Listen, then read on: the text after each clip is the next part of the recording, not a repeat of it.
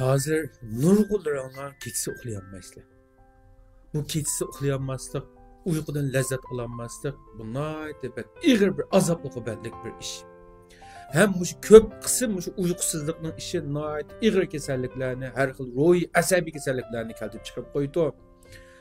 Sizlar majbur holatdagi uyquni keltirayotgan shu dorilarni iste'mol qilib, shunga odatlangan bo'lsangiz, darhol to'xtatinglar tuqqanlar. Hozir bilinganday qilmagan bilan 5-6 yildan keyin hatto 8-10 yillardan keyin sizlarda ig'ir darajada divangli kasallik kelib chiqadi. Yoki bu dorilarni manfaat qilmaydigan bo'lib qoladi. Shunga bu uyqusizlik sizga zodi nima sababdan tegdi? Nima sababdan siz uyqusizlik qilib qoldi degan chig'imizda buni siz o'zingizning ishingizdan o'ylab tepib chiqinglar buni. Yo sizlar ig'ir darajadagi hech kimga oshiq bo'lib qoldinglarmi? Yo ig'ir bir qarzga mubtalo bo'lib qoldinglarmi? Yo bir azob uqubatga girib olib qoldinglarmi? Buni chuqur yishib chiqib hal qilganning amalini qiling. Ruhiy jihatdagi ish pishiq, dard alam ig'ir besib oldimi?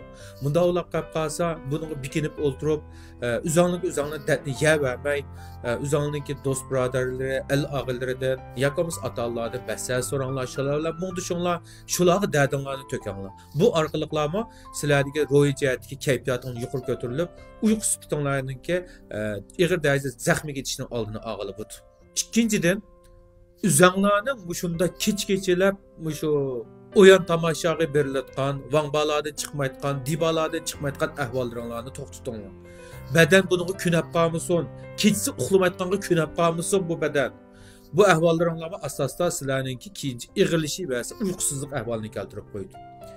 Uchinchidan, ranglik suv yoki bo'lmasa shunda uyquni qochirayotgan xunyu deymiz, qahva deymiz, uyqusizlik kasalga girib olganlar bunday ichimliklarga yaqin kelmang.